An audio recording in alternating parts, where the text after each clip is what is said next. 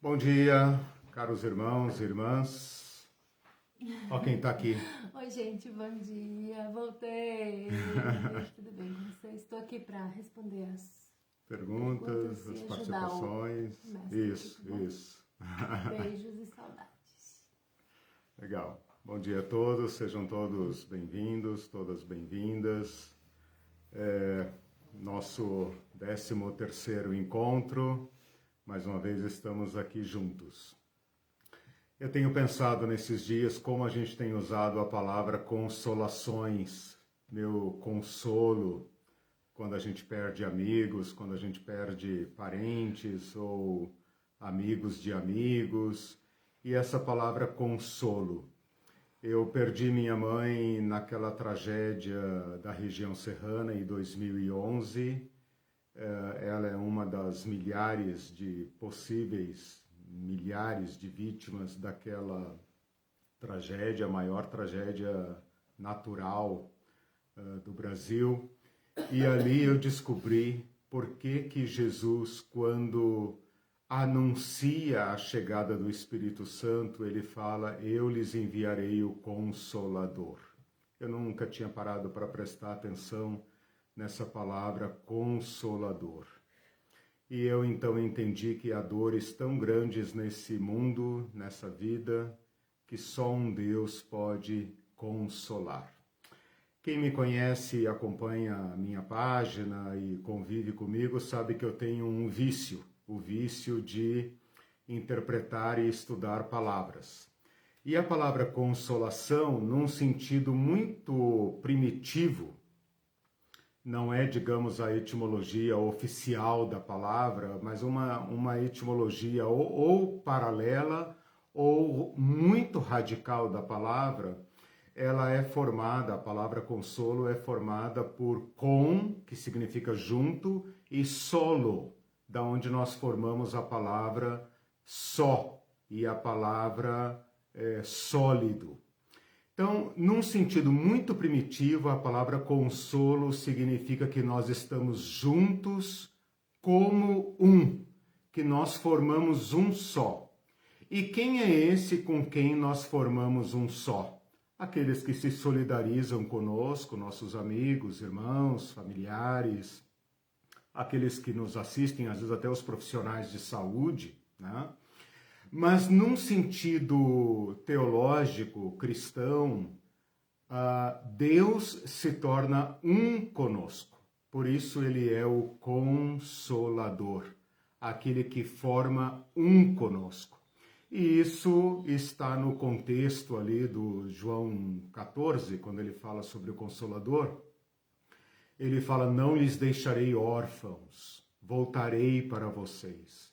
Então, o meu desejo é que todos nós, aqueles que estão amedrontados, aqueles que estão doentes, aqueles que estão se convalescendo, aqueles que estão de luto, todos sintam-se não órfãos, nunca solitários, mas consolados, unidos como um só com o próprio Deus. Porque há dores tão fortes que só Deus pode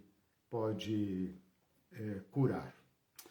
Bom, meus irmãos, é isso que temos e isso é suficiente, né? A presença de Deus, o consolo de Deus, a força de Deus que nos permite viver com esperança, com os pés no chão.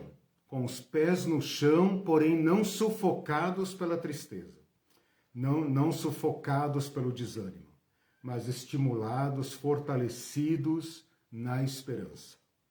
E é com essa esperança que nós podemos enfrentar o dia, enfrentar o amanhã, enfrentar esse novo mês que está se apresentando aí, enquanto o governo prorroga, atrasa cada vez mais a campanha de vacinação. Nós temos força para encarar esse próximo mês que não sabemos como será, né? Então não fugimos da realidade, mas a realidade não nos sufoca.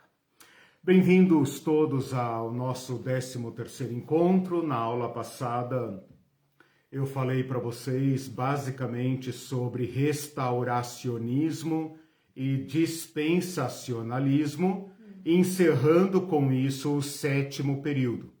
Hoje eu começo o último período, de acordo com a minha programação lá da aula, acho que 9, quando eu comecei esse estudo, essa sessão do curso chamada História da Interpretação do Apocalipse, né? Com o objetivo de mostrar para vocês como que a igreja, ao longo do tempo, e influenciada pelas circunstâncias, lidou com esse livro tão complicado.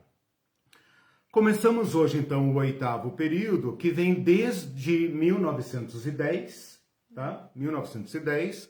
Por que 1910? Para incluir o pentecostalismo, né? Para partir do pentecostalismo e vir então até os nossos dias, ok? Então, eu falei do dispensacionalismo como o evento último, aliás, o dispensacionalismo e o pentecostalismo e o fundamentalismo como o último evento importante daquele 7º período, que começava lá em 1750, então mais de 160 anos. Partindo desse período, a gente começa no florescimento desses 3 movimentos. Então, esses movimentos estão no final do 7º período, mas eles vão provocar a maior influência, o maior impacto, né? Vão afetar esse nosso 8º período, que é então o período que começa a partir de 1910 e vem então até os nossos dias, e com isso eu cumpro a minha promessa de contar toda a história, pelo menos topicamente, né? Toda a história da interpretação do Antigo Testamento. Ai meu Deus, do Antigo Testamento não, do Apocalipse. Oh, Jesus, ajuda. Ajuda, Jesus. A oração do Bartô. É, a oração do nosso gatinho aqui, quando eu pego ele fazendo arte. Deixe-me dar aqui apenas uma pincelada numa parte que eu não toquei na aula passada, mas de fato ela não é, assim, para o nosso objetivo, ela não é tão importante. Mas ela vai se fundir com o dispensacionalismo, tá? Que são esses termos que eu acabei de usar agora há pouco, e aí eu me lembrei que eu não falei sobre eles, então vou falar agora, que é o fundamentalismo. O fundamentalismo, tão falado hoje... palavrinha, né? Hoje ela já é uma palavra, digamos, muito suja, muito contaminada, né? Verdade. Ela se tornou isso aí que todo mundo Não era assim, sabe, né? Às vezes usada mais para as outras religiões do que para nós. Mas agora, como a mídia está chamando todos os cristãos de fundamentalistas e criticando muito o fundamentalismo, com muita razão, né? Nós precisamos entender onde surgiu o fundamentalismo.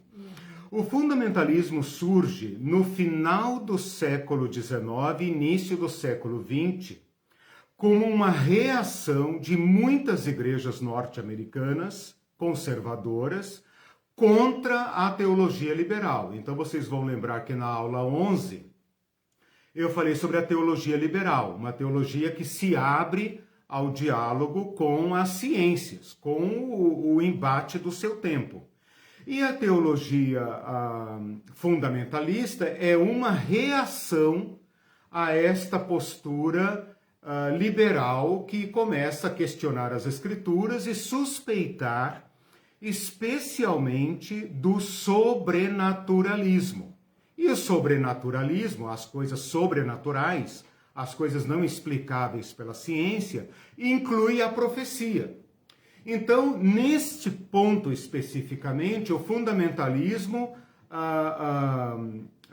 surge como um movimento de defesa da fé cristã. E por que se chama fundamentalismo? Porque eles instituem algumas doutrinas como se fosse uma reserva, né? Em que eles falam assim, não, aqui é ponto fechado. Vocês podem discutir o que vocês quiserem, né?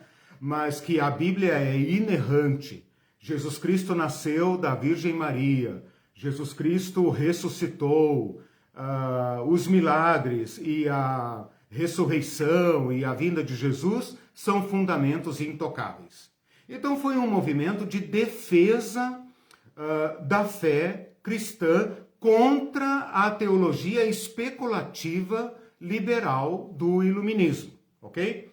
Por que isso é de importância relativa ao nosso tópico aqui? Porque o dispensacionalismo, ao chegar nos Estados Unidos, vocês lembram que ele nasceu na Inglaterra, mas migrou para os Estados Unidos, onde ele fez a sua cama, né, onde ele deitou e rolou, né, onde ele fez história. Ele encontra o fundamentalismo na sua nascência, né, no seu nascedouro. Acho que nascência não existe, né? No seu nascedouro. Você acabou de criar. E, portanto, se torna um veículo conveniente para o dispensacionalismo. Eles se encontram, né? Porque o fundamentalismo vai priorizar uma leitura literal das Escrituras, ok? Então, esses movimentos se encontram. Então, eu não diria que o fundamentalismo é muito importante na história da interpretação do Apocalipse. Mas como ele se funde com o dispensacionalismo, então ele passa a ser importante, tá? Um outro ponto histórico importante, mas de importância relativa dentro dessa nossa história, é o pentecostalismo, que nasce no alvorecer do século XX. Me parece que uma mulher, que eu não vou citar aqui o nome, não sei, depois tem que ver lá os detalhes, no dia 1º de janeiro de 1901.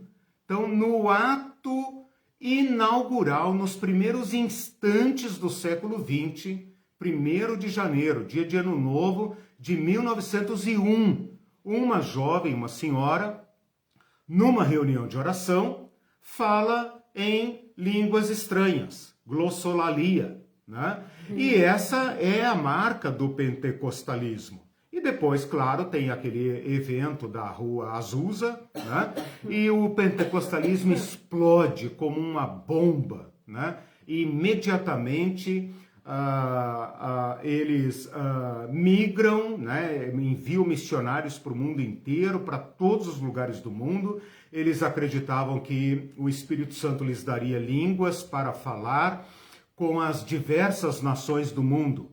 Então vieram aqui para o Brasil 2 famílias de suecos, coitadinhos, hoje nós podemos dizer assim, né? Coitadinhos, achando que o Espírito Santo lhes daria o dom de falar português. Não deu. Eles tiveram que aprender arduamente, imagina, do sueco, provavelmente falando inglês, né? Porque passaram pelo pentecostalismo e tiveram que chegar aqui e suar a camisa, né? Lá em Belém para aprender a língua portuguesa.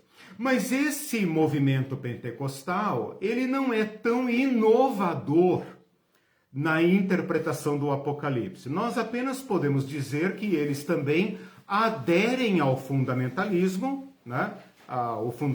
Os pentecostais são, em sua grande maioria, fundamentalistas, e fundamentalistas nos 2 sentidos, né? Tanto no sentido dos fundamentos da fé, como no sentido atual de radicalidade, de, né, essa conotação até pejorativa. 1910, então? O pentecostalismo. Não, o período que nós estudamos hoje começa depois do pentecostalismo. O pentecostalismo é uma bomba espiritual que começa entre 1900, 1906 e 1910, 11, por aí, chega no Brasil. Por isso que eu peguei a partir de 1910. Então, como eu estava dizendo, o pentecostalismo ele não é tanto assim uma escola de interpretação do Apocalipse, mas ele adere ao fundamentalismo e adere ao dispensacionalismo. Então, essas 3 forças conjugadas vão caminhar juntas. E para nós aqui elas são como que uma coisa só. Mas quem de fato inovou a interpretação do Apocalipse não foi nem o pentecostalismo, nem o fundamentalismo. foi o dispensacionalismo. Meu Deus, quanto ismo! Né? Bom, com isso, então, a gente está pronto para entrar no 8º período, em que eu quero falar do impacto do dispensacionalismo, junto com esses seus agregados, né, fundamentalismo e pentecostalismo, no nosso século. Né? E depois, então, falar do último desdobramento, uma última novidade, né, nessa linha de pensamento, que é o dominionismo, ou, mais simplesmente, a teologia do domínio, tá? Como um evento novo, pouco material ainda em português, mas que vai nos ajudar a entender o momento que nós estamos vivendo, ok? Bom, eu deveria fazer aqui nesse 8º período um fundo histórico para que a gente rememore os principais eventos do século XX que influenciam esse andamento, esse desenvolvimento do dispensacionalismo. Mas eu não vou fazer, primeiro porque hoje não dá tempo, o assunto é muito denso, muito complicado. Não complicado não, ele é muito rico de informações, ele vai despertar muita curiosidade, mas eu vou tocá-lo apenas no que interessa à história da interpretação do Apocalipse. Então eu estou consciente que eu vou tocar assuntos muito sérios, porém como eles não são o objeto do meu estudo, né, eu posso até dialogar depois com vocês no chat sobre isso, mas eu vou tocá-los pela abordagem da história da interpretação do Apocalipse. E segundo motivo, porque todos nós somos do século passado, né, irmãos? Exceto aí, talvez alguns adolescentes que estejam me ouvindo, né? Todos nós somos do século passado, estudamos no século passado e temos algum conhecimento do século passado. Só para mencionar, assim, topicamente, o século XX, eu queria destacar a expansão do capitalismo e as crises do capitalismo. A Revolução Comunista na Rússia e todo o desenvolvimento comunista do século XX até o seu grande fracasso histórico no fim da União Soviética, com Gorbachev e com a queda do Muro de Berlim. Então o comunismo ele percorre uma longa história, né, desde o início do século XX até o final. Então ele afeta profundamente o ambiente histórico, né, a história do século XX. As guerras mundiais, que produziram mortes por meio de tecnologia de um modo nunca antes visto, e aqui eu incluo o nazismo, a máquina de matar, né, que produziu a maior carnificina da história humana, e o aumento do poder bélico das bombas nucleares, né, que vão desembocar na longa e perigosíssima Guerra Fria, né? Quem tem aí seus 40 anos, né, por aí, vai se lembrar da tensão, né, da Guerra Fria, né? Ronald Reagan e o Brezhnev, né, e esses caras ali horrorosos da segunda metade do século XX. E a fundação do Estado de Israel, né, que vai afetar profundamente a escatologia do século XX. Eu falei para vocês que o dispensacionalismo faz uma distinção entre Israel e igreja, né, e ele fez isso antes de haver o Estado de Israel. Pois você não acredita que cerca de 50 anos depois nasce o Estado de Israel, né? Pelas mãos da Inglaterra e dos Estados Unidos, que são justamente o berço do dispensacionalismo, e que o dispensacionalismo está por trás da política que ajudou a fundar o Estado de Israel, né? Então o dispensacionalismo afeta profundamente o século XX, e o século XX condiciona o desenvolvimento do dispensacionalismo, ok? Então é isso assim, rapidissimamente. Informação, né? mas só coloquei assim umas peças na mesa, né, para que vocês sintam o clima do desenvolvimento do dispensacionalismo. Eu queria, então, agora falar um pouco sobre o impacto do dispensacionalismo no século XX, né, que é o século passado. Ele teve, assim, digamos, dois braços, né? Um braço teológico sistemático, ou seja, homens de elevado saber jurídico, não, elevado saber teológico, né? Que se dedicaram a sistematizar, isso que eu quero dizer, teologia sistemática, escreveram obras de escatologia para dar aquela roupagem teológica e acadêmica ao dispensacionalismo, né? Poderia citar aqui, para economizar, um homem chamado John Pentecost. Olha o nome do homem. O homem nasceu em 1915, né? E faleceu agora em 2014. John Pentecost, que escreveu um livro que em português existe, muito desse material está em português, chamado Manual de Escatologia. Ele é o clássico da teologia, pelo menos aqui para nós, da língua portuguesa, é um clássico da teologia dispensacionalista, né? Tem também material de grande repercussão, como, por exemplo, Finis Dake, escreve Dace, D-A-C-E, que é a famosa, não precisa, que é a famosa Bíblia Dake.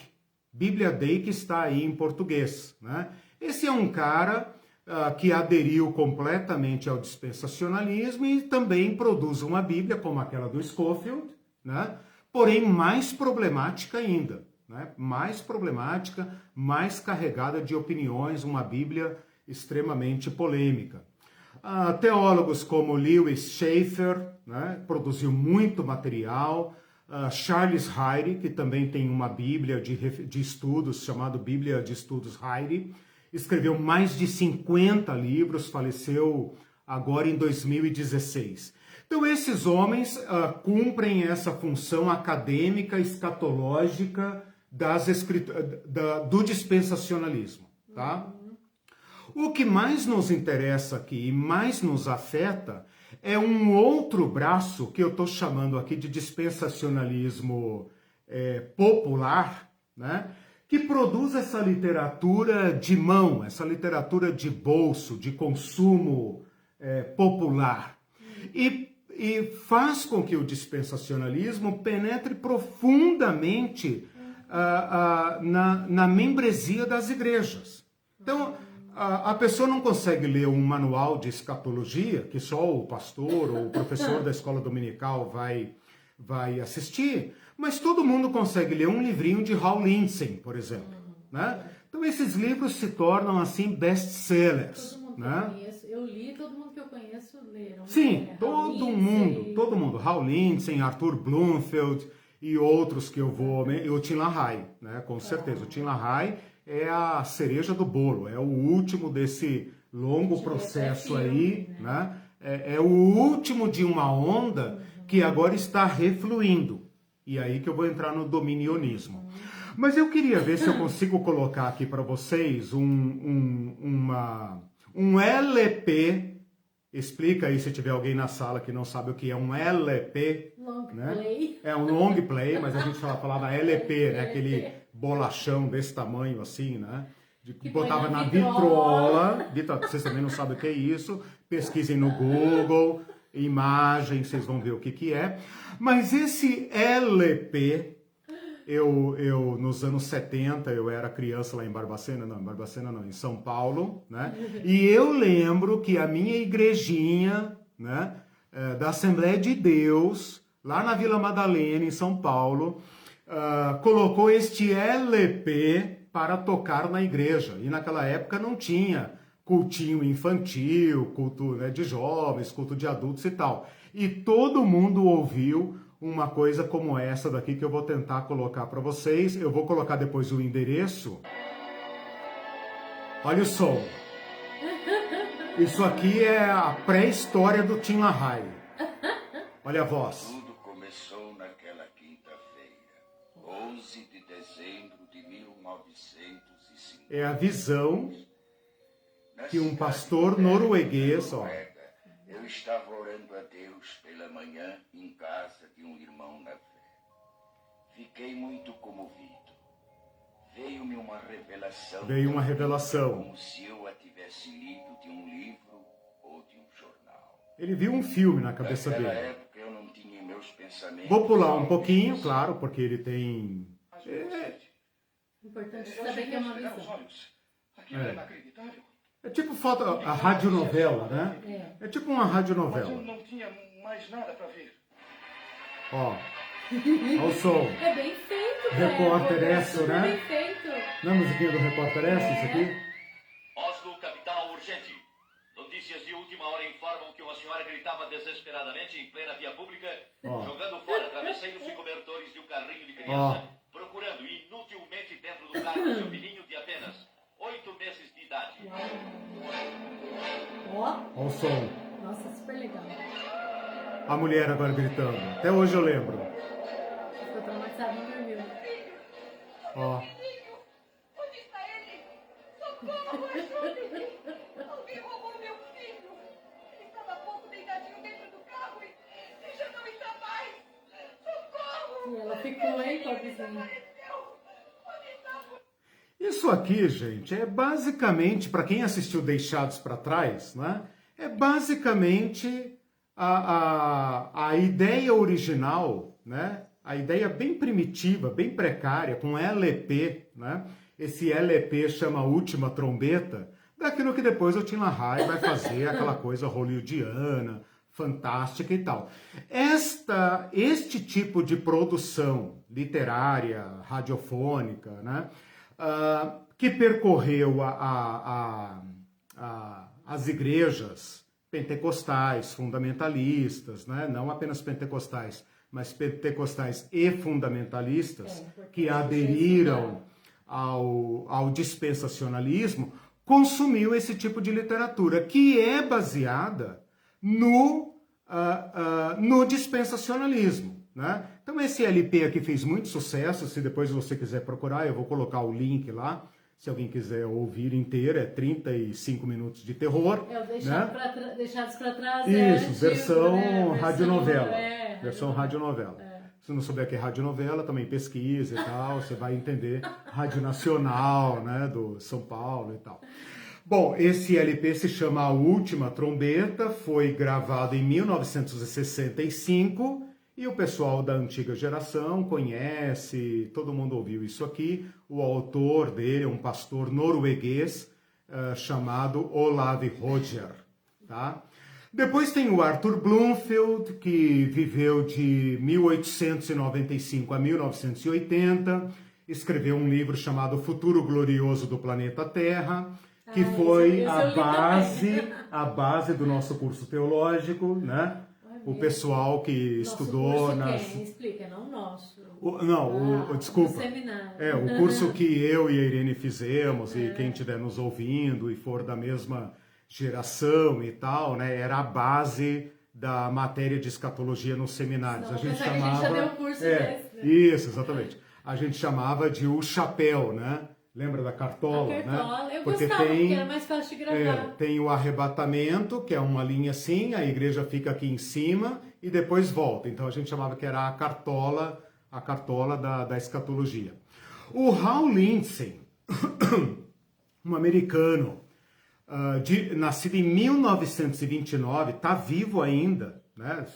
Meu Deus, ele é mais velho que o meu pai, que era de 32. Esse cara está vivo ainda, não vou nem fazer as contas aqui, deixa eu ver, 1930, 30 mais 20, aliás, 90 anos, né? Tem cerca de 90 anos, mais de 90 anos, 92 anos, escreveu um livro que se tornou um dos maiores best-sellers americanos, que traduzido em português é A Agonia do Grande Planeta Terra.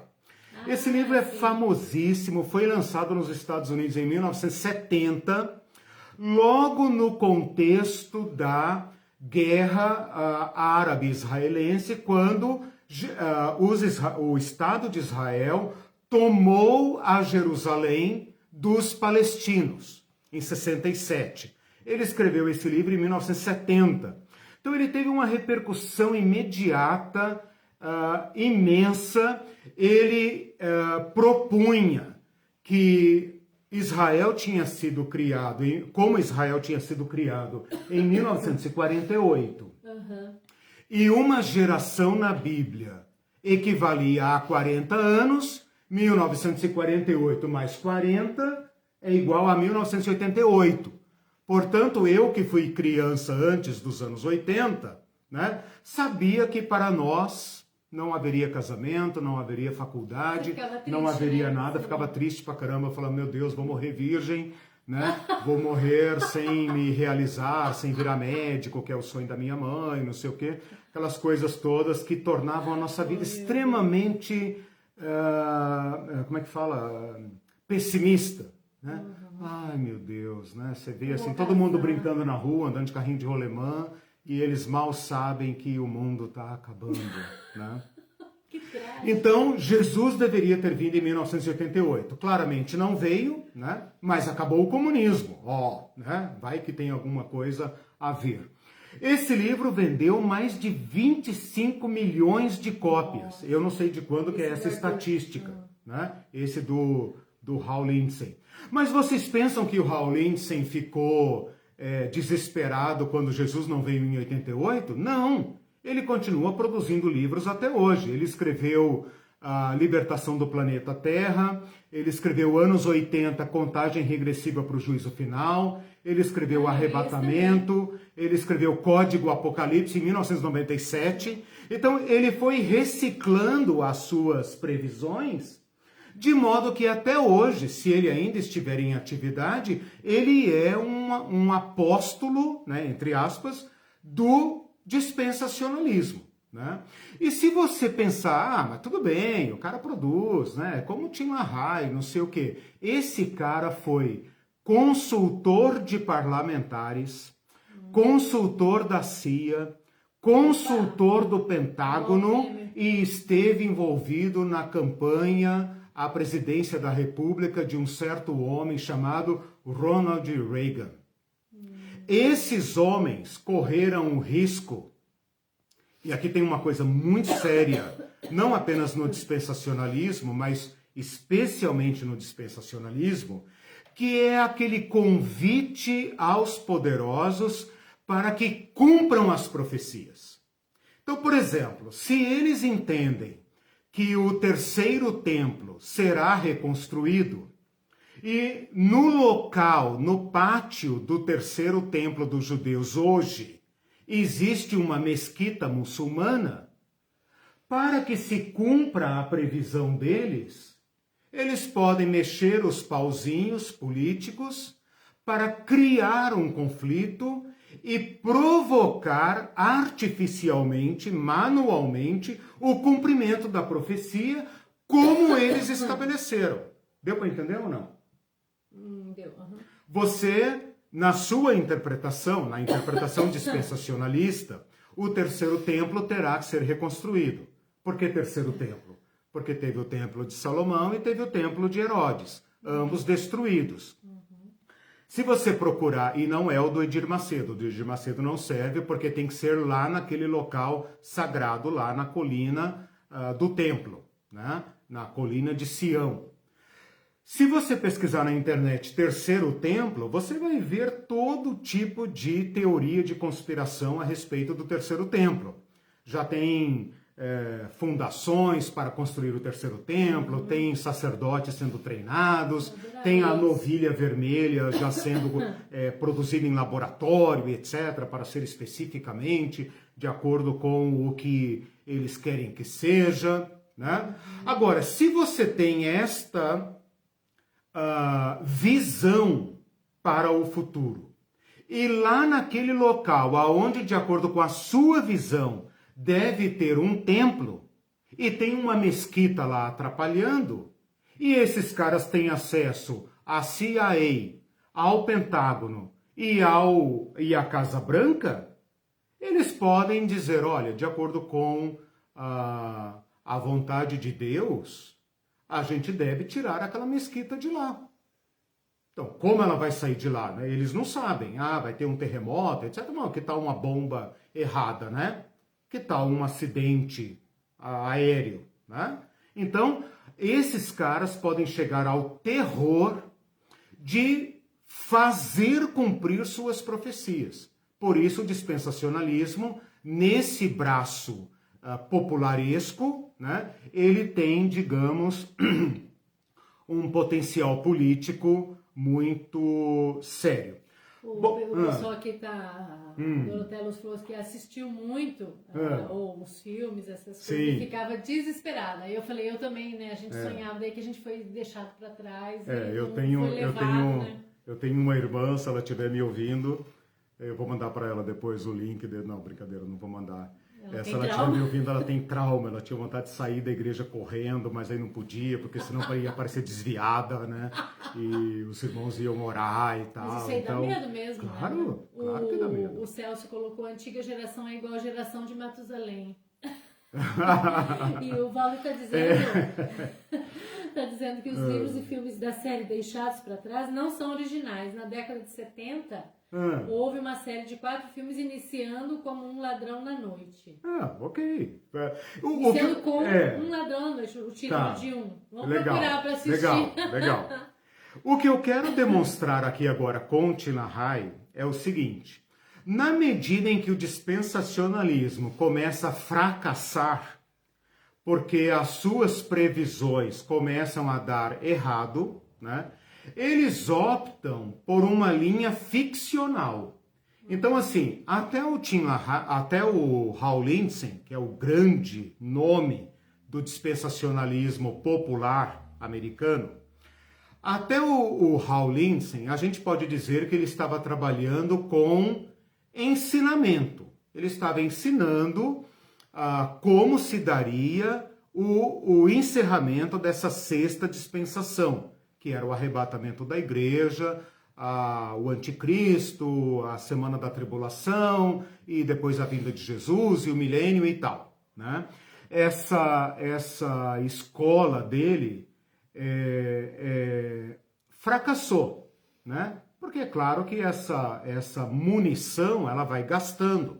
Quem hoje vai querer ler um livro do Hal Lindsey sabendo que ele errou quase todas as suas previsões, né?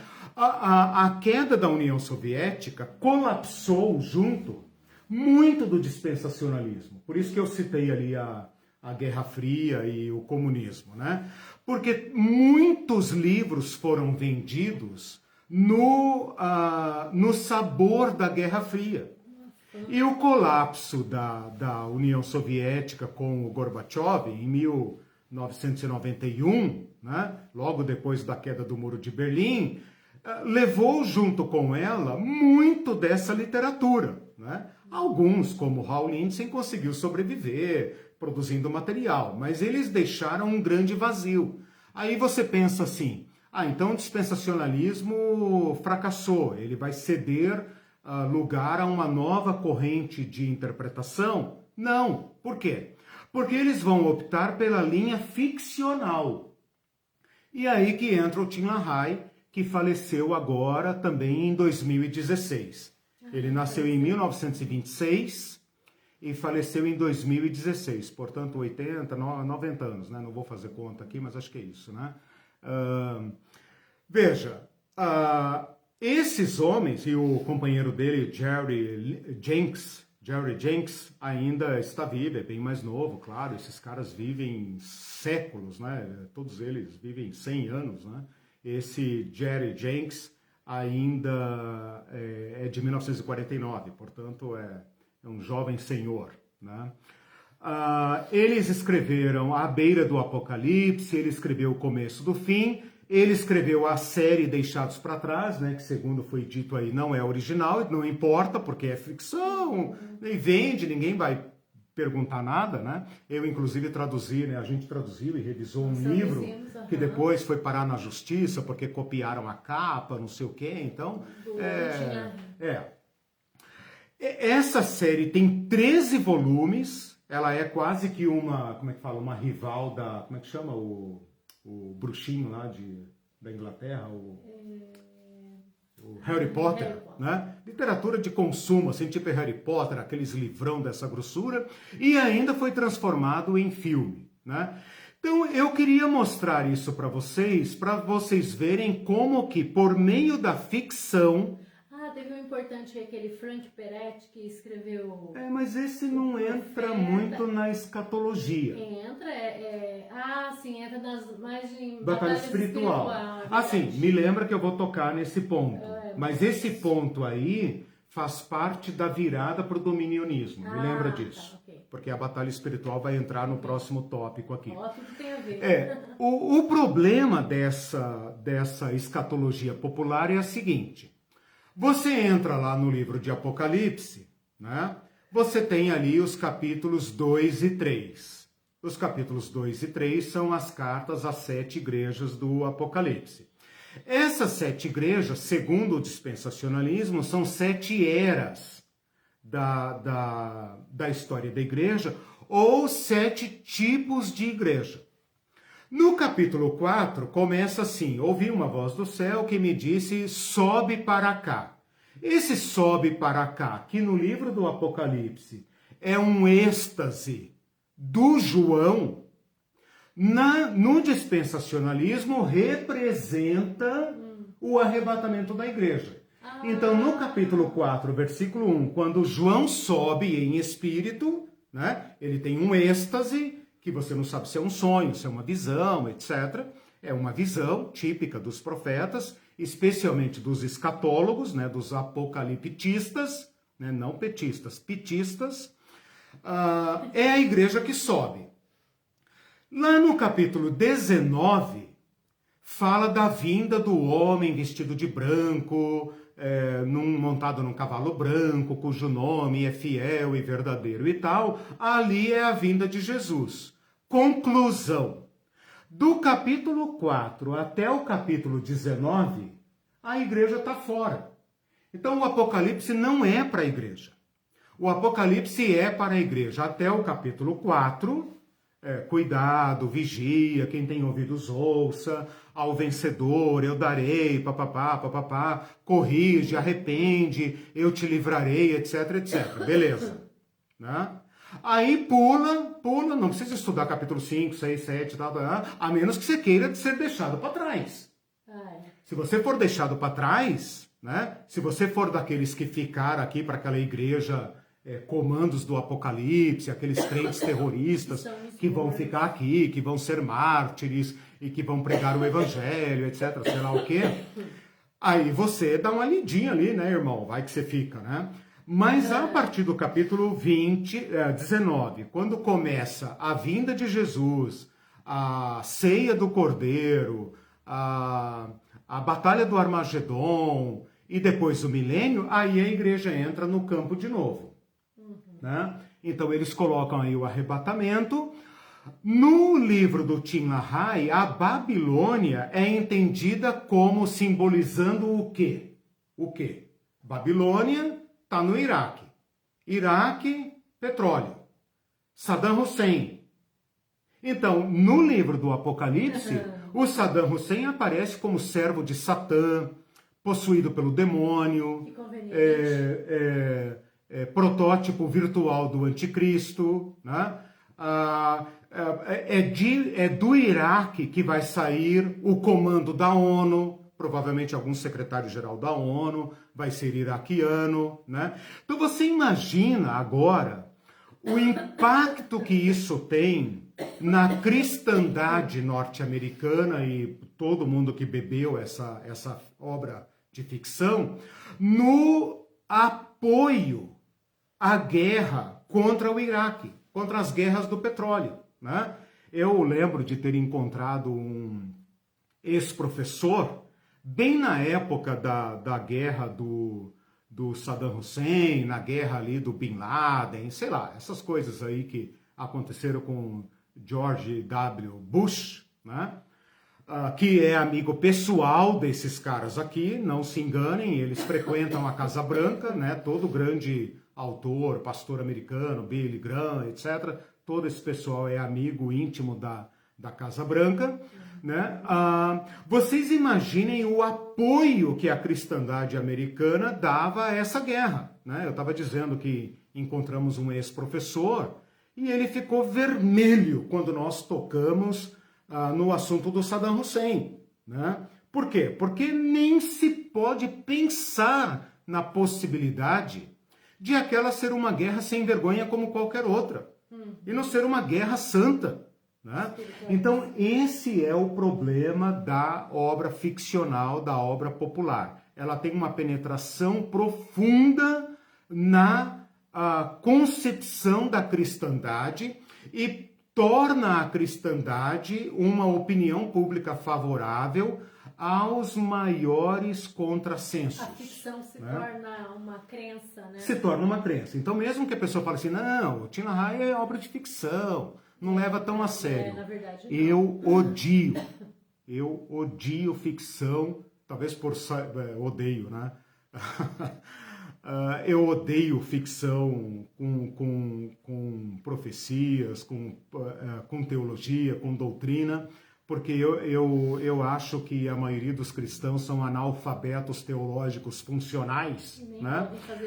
Não fazem estudos como esses que nós estamos fazendo aqui e consomem a ficção. E a ficção não é inocente, né? Então, quer ler ficção, vai ler Romeu e Julieta, vai ler outra coisa mais interessante e tal. Não consuma esse tipo de material. Gog e Magog, quem vocês acham que são? Né? Rússia, China, né? Sempre os inimigos dos Estados Unidos. O Celso fez até um comentário aqui. Ninguém nunca pensa que os Estados Unidos podem ser a besta, o anticristo. Né? Quem chama os Estados Unidos hoje de anticristo e de besta são os cristãos orientais. Os cristãos orientais, aonde os missionários americanos vão fazer missões, né? E aí são presos lá, são perseguidos e tal, né? Então nós temos que prestar atenção nessa ideologia, né? Sim, por trás das missões. O Celso comentou assim, e nesse rolo todo estavam, como sempre, as bestas, os falsos profetas e os anticristos da Rússia e do comunismo. O inferno apocalíptico era vermelho. Claro. E nunca azul. E a ficção hollywoodiana, gospel, satanizou além da conta o comunismo e a Rússia. E isso pega até hoje e funciona. Sim. Por que também? Porque os fundamentalistas são dispensacionalistas. Né? Exato. E aí está o ponto. Agora nós chegamos num ponto que dá para fazer essa análise. Nós temos uma amálgama. Uma amálgama. Né? Depois vocês procurem lá, amálgama. Se a mente um bolo, uma mistura. Né? Um bolo grudento, babeto, não, brincadeira, não precisa tanto. De dispensacionalismo com fundamentalismo, com pentecostalismo, que condiciona, eu diria completamente, correndo o risco aqui de ser exagerado, mas muito. Eu terminei a aula passada dizendo, todos nós temos um pé no dispensacionalismo, por isso que eu estou insistindo nessa crítica ao dispensacionalismo, para mostrar para vocês que eles nasceram aí há 100 e poucos anos, né? Mas por causa da nossa colonização teológica, né? Colonização teológica, né? Não apenas econômica, cultural e etc., mas também teológica, né? Nós somos todos pintados, influenciados e condicionados por esse tipo de doutrina, ok? Tanto na sua versão acadêmica, teológica, como na versão popularesca e ficcional. E esta teologia, então, amalgamada, né?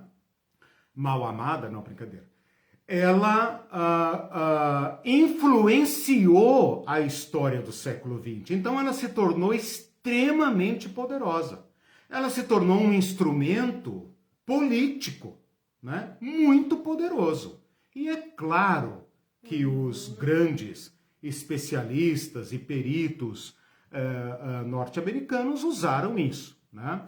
Eu quero citar aqui um último nome para encerrar rapidamente isso, para entrar no dominionismo, que é um nome que vocês devem pesquisar, não é pentecostal, tá? É fundamentalista, presbiteriano, mas é um nome pouco conhecido, quase ninguém vai conhecer esse nome, mas ele é muito importante, tá? E esses nomes que provocam muita influência, às vezes são mantidos de modo velado, para não serem conhecidos mesmo. Né? Se você procurar material sobre esse nome que eu vou dizer agora, vocês vão encontrar pouca coisa, talvez algum artigo acadêmico, talvez uma tese, né? Ou material em inglês.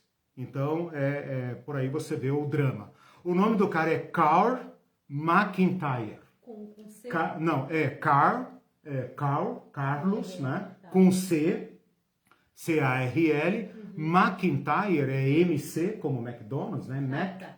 Intire, I-N-T-I-R-E, McIntyre. Né? Carl McIntyre.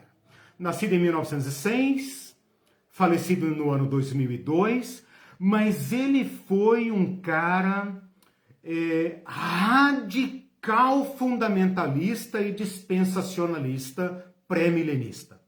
Esse cara foi ao extremo para garantir que as igrejas americanas e todas as igrejas derivadas, originadas dos Estados Unidos, caminhassem na direção do fundamentalismo, do dispensacionalismo, do pré-milenismo, como sendo o evangelho verdadeiro.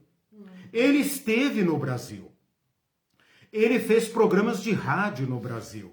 Ele trouxe dinheiro para as igrejas brasileiras. Ele provocou a quebra a ruptura. Quem é presbiteriano talvez saiba disso, né? Que a Igreja Presbiteriana do Brasil, né, quebrou, formou outras pequenas denominações, Igreja Presbiteriana Fundamentalista ou Conservadora, mesmo que sejam pequenas, mas ele conseguiu quebrar denominações e ele conseguiu que as grandes máquinas denominacionais presbiterianas se mantivessem fora do conflito.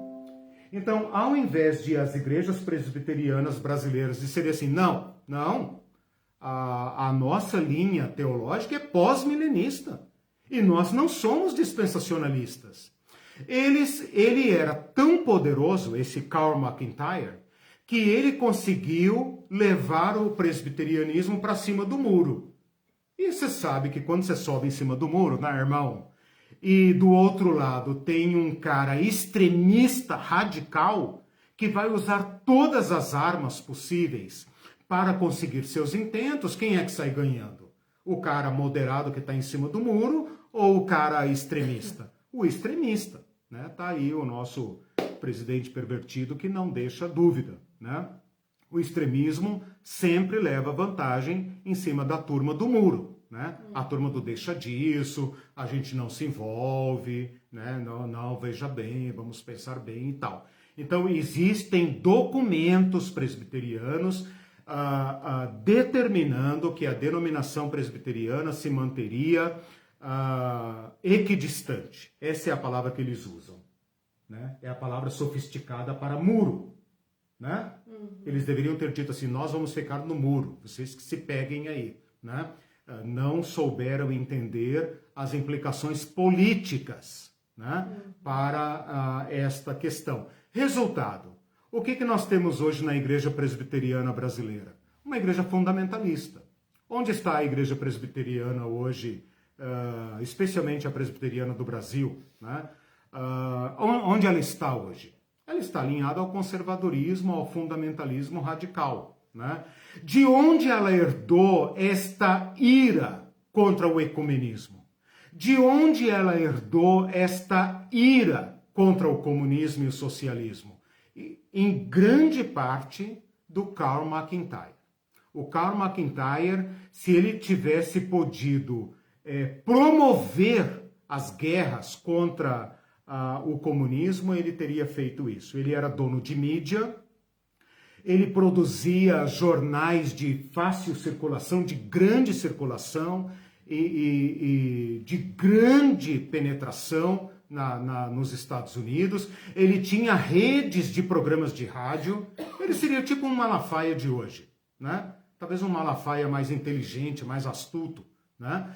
E ele causou um profundo impacto para imprimir na consciência dos cristãos americanos e de todos nós aqui que somos formados por igrejas e ideologias americanas, por teologia americana, esta cor que as nossas igrejas têm. Então, eu quero encerrar esse ponto dizendo o seguinte: Ronald Reagan, George Bush pai, George Bush filho, Trump, todos esses caras são influenciados pelo dispensacionalismo. Nossas igrejas todas, quer históricas, como presbiterianas, quer pentecostais, como a Assembleia de Deus e todas as outras, todas foram sendo educadas, formadas numa visão dispensacionalista, numa visão escatológica, dispensacionalista, que pregava o quê? A igreja não se envolve com política. A igreja está aqui para apoiar o governo que promover o bem da igreja. Esse é o nosso único vínculo com o governo. Se o governo pisar em nós, nós mordemos ele. Mas se ele não nos incomodar, nós também não o incomodamos, né? Falta, então, agora a gente falar do dominionismo, né? Mas tem os comentários. Sim, não, eu vou parar. Que dá aquela grande virada, né? A grande virada para chegar, então, nisso que nós estamos hoje. Vamos lá. O Isaac está assistindo, Isaac disse... O Isaac terrorista lá, o subversivo? Ai, meu Deus. Bem-vindo, Isaac. As coisas estão calmas no país, os sermões apocalípticos se reduzem. O bicho pega e começa o terror. De um lado ou do outro. Péssimas memórias de terror de púlpito dos anos 80. Realmente, o Isaac deve conhecer esse LP aqui. Eu vou te mandar o link do LP, a última trombeta. O Walter disse, vai que você fica, é ótimo. Tem que se... O maior medo da gente era, né? Aí eu falei pra ele, se faltar nos cultos é meio arriscado ficar, hein? Exatamente. Tem que ir nos cultos. E o José Marcos falou 2 vezes, mel com limão aí pra irmã, porque eu tô tossindo. Gente, não é Covid, é alergia a podular, porque estou sozinha. Ela é chique, ela tem alergia podular. E a Celi Xavier falou, assisti o filme Arrebatamento na casa da minha tia, que era da Assembleia de Deus, foi um terror tão grande que até hoje eu lembro, todo mundo tem trauma desses filmes, né? Vocês têm que fazer terapia, gente. Vocês têm que fazer terapia. É verdade. A Cida Barreto, mandei o link pra ela, tá assistindo, ela falou, eu penso que Estados Unidos é a besta. Olha, aí eu quer dizer assim, olha, cuidado com isso, hein? Os irmãos... Bem-vinda, professora. Ficar escandalizados, né? Aí o Celso disse, esse amálgama de ismos, no tocante ao Brasil, é uma... No tocante. É uma questão que doutrinariamente desembocou numa teologia da Arminha, para ratificar Bolsonaro na comunidade eclesial brasileira. Só que é pior do que isso. É isso que eu quero falar agora sobre o dominionismo, né? Como que essa igreja neutra e avessa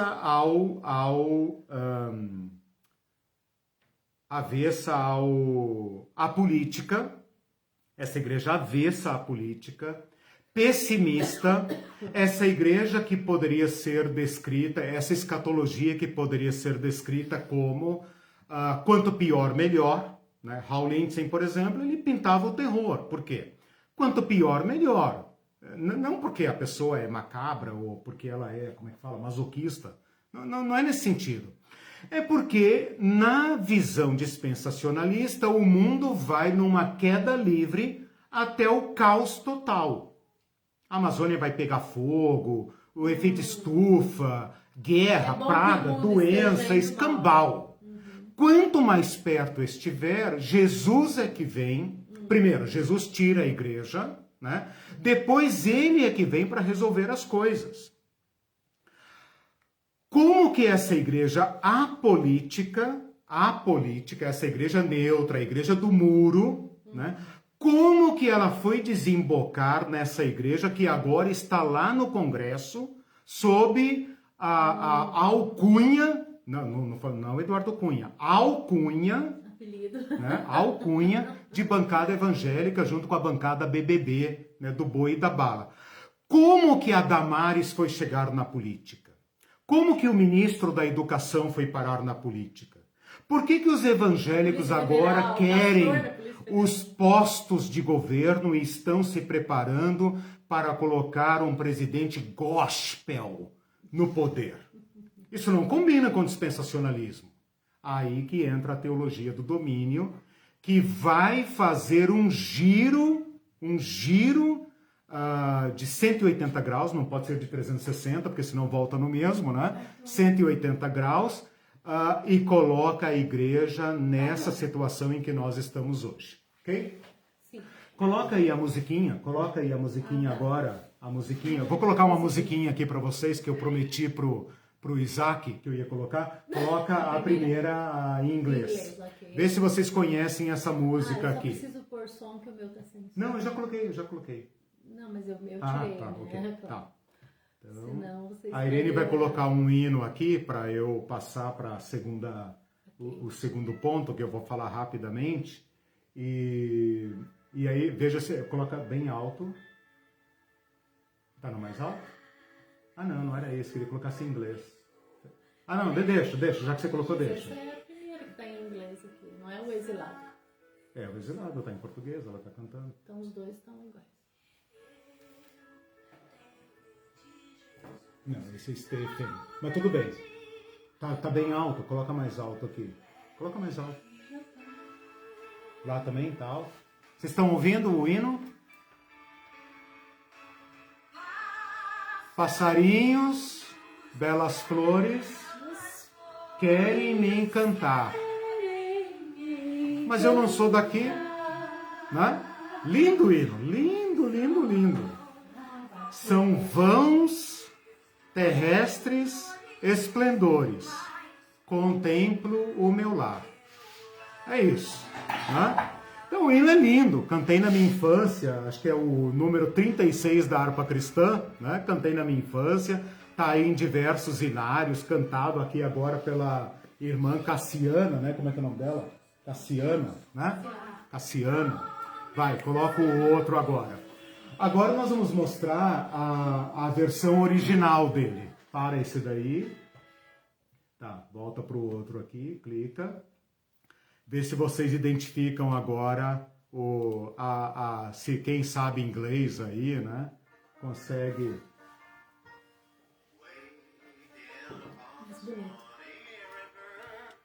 Ó, música country.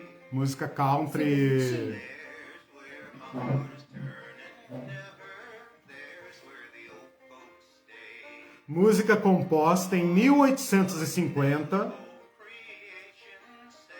Fala de um cara com saudades do rancho da família.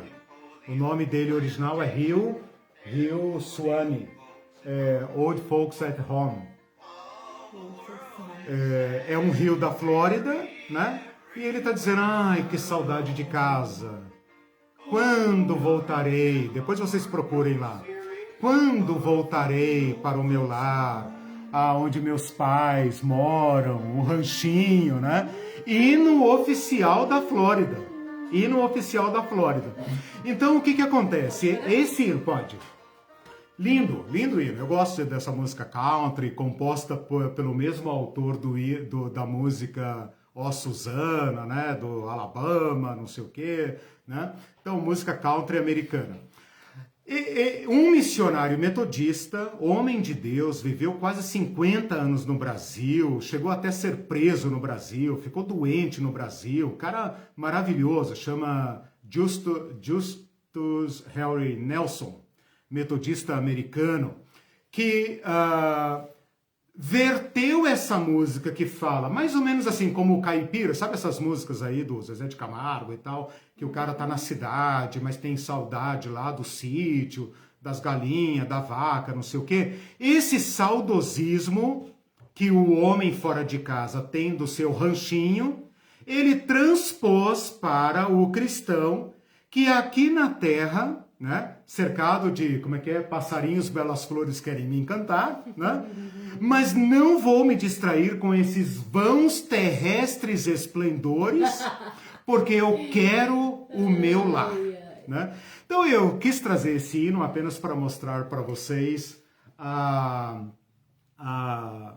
popularidade do dispensacionalismo, né? Que nos induz a pensar que nós não temos nada a ver com esse mundo, que nós estamos aqui apenas de malas prontas, esperando o nosso ônibus chegar, né? Para a gente ir para o nosso lar. Eu aguardo o meu lar. Eu não sou daqui, eu tenho saudade do meu lar, né?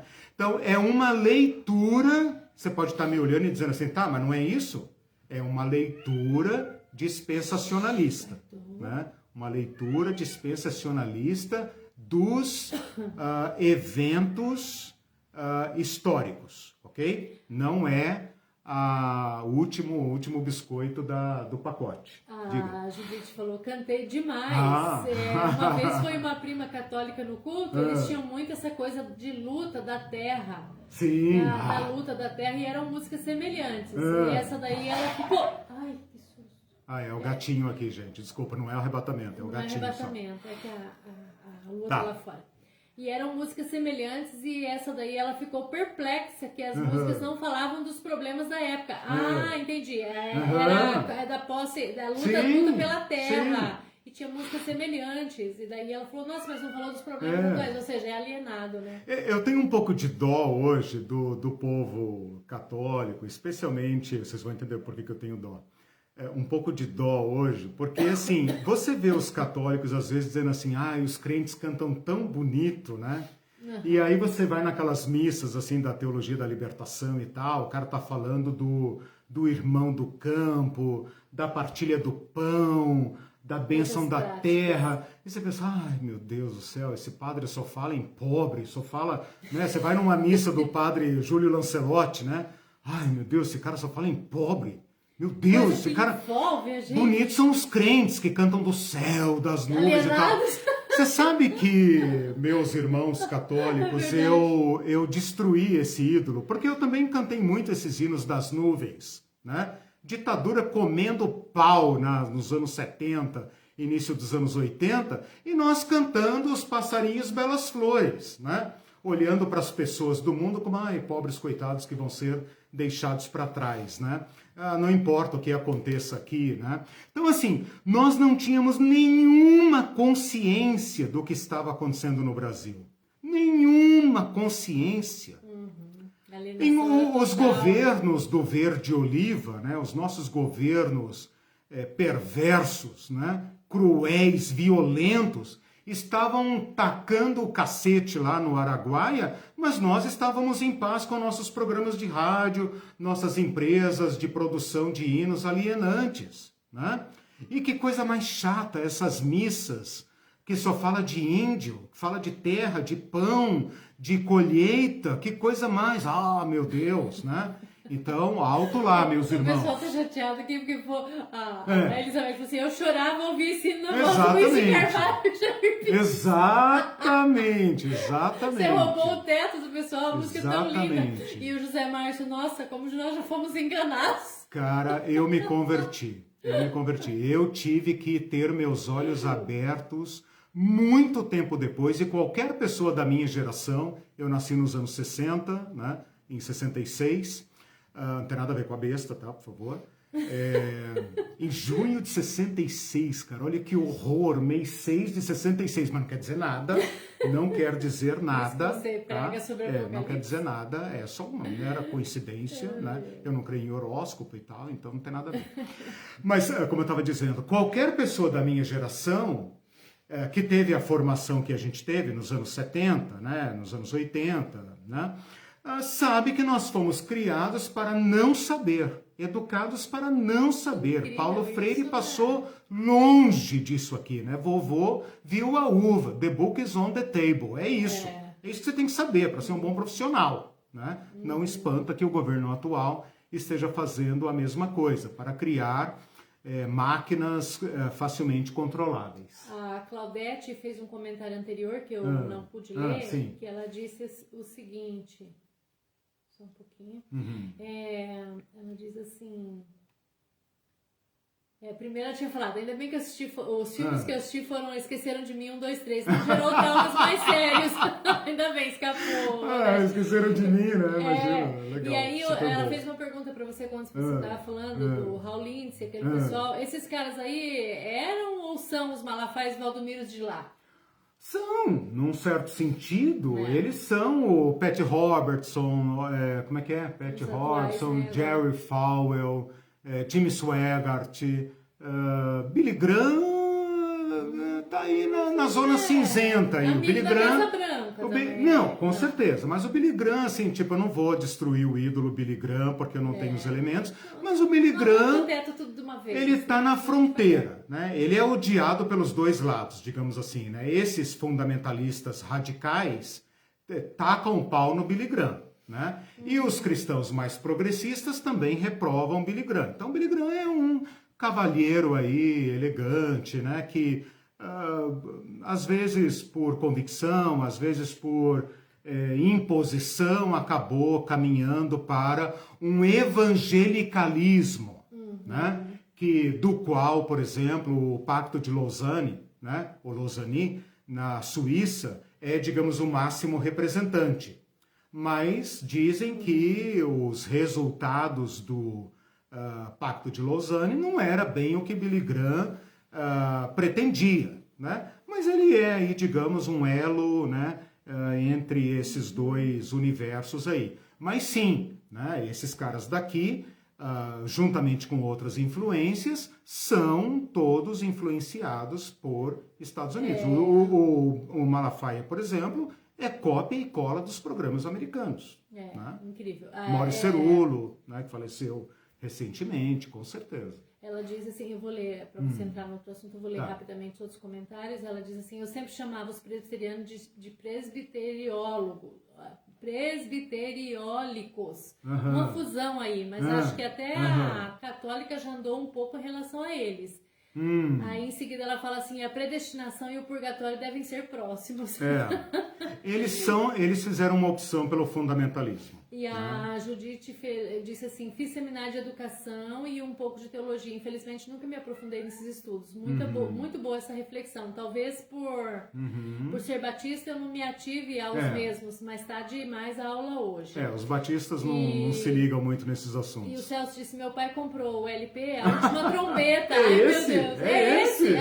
É o próprio. É o próprio. Como criança e adolescente, eu fui educado para destoar desse discurso dispensacionalista. Olha que bacana, Celso. Tanto é que com 18 anos escandalizei minha igreja, porque como professor dos adolescentes, eu fui justamente ligar o Sermão do Monte com um trecho de ideologia alemã. Ai. Mas meu pai sempre me apoiou. Não tenho trauma disso, porque minha família não assimilou o grosso do dispensacionalismo, puxa, que bacana. mesmo com os passarinhos e belas flores. Jesus mandou olhar os lírios do campo, olhar as aves do céu. Daí vem o outro e diz assim, são só, vãos terrestres esplendores, né? Tipo, não presta atenção neles não, né? Olha que eu fui aprender a olhar a natureza com a minha esposa aqui. E não presta atenção no irmão que tá morrendo lá não de fome também, nada Olha, disso, aí entra a meritocracia e tal, a bênção e tal, né? Eu preciso entrar na teologia do domínio, que é uma coisa assim... Será que vai dar tempo? Porque... não, eu tenho que falar rapidamente, porque como ela é... Depois segura aí, porque... Não, se fica mais um pouquinho, eu leio os comentários. Isso. Teologia do domínio. Vocês me dão aí mais uns minutinhos. Só a Fabiana que falou assim, Eliseu, destruidor de ilusões. Você sabe, Fabiana que falou? Você sabe, Fabiana, que eu dei aula em algumas escolas teológicas, né? E a maioria fundamentalista. E uma vez uma menina, ela falou assim... Eu pedi para eles montarem comigo o mapa, né, o organograma da escatologia dispensacionalista no quadro. E daí eles foram montando, colocando, e eu falei, mas o que está faltando aqui? Tá faltando a besta, onde é que eu ponho? Põe aqui, não, aqui e tal. Montamos aquele diagrama, assim, bem tinha uma raia, assim, no quadro, né? E aí, assim, pronto então, tá certo o mapa. Aí eu disse, tá bom, eu só tenho dúvida naquela guerra ali, se aquela guerra é aqui ou se é aqui. Eu falei, puxa, vocês são bons, né? Tá, apaguei e comecei a dar a minha aula, né? Lá pela terceira aula, um dia ela explodiu comigo em sala de aula. Falou assim, professor, eu sabia tudo dessa matéria, eu dava aula disso na minha igreja, agora você bagunçou minha cabeça, eu não sei mais nada. Eu falei, graças a Deus. É por aí que começa. Agora nós podemos começar a conversar. Por quê? Porque esses filtros, eles são passados para nós como se fossem ortodoxos canônicos. E eu estou mostrando para vocês que você pode divergir sobre a maioria deles. E assim, será? Será que vai ser assim mesmo? Lembrem vocês que os maiores especialistas sobre a vinda do Messias, lá no tempo de Herodes, aqueles que Herodes mandou chamar, porque eram especialistas nas profecias do reino messiânico, fracassaram.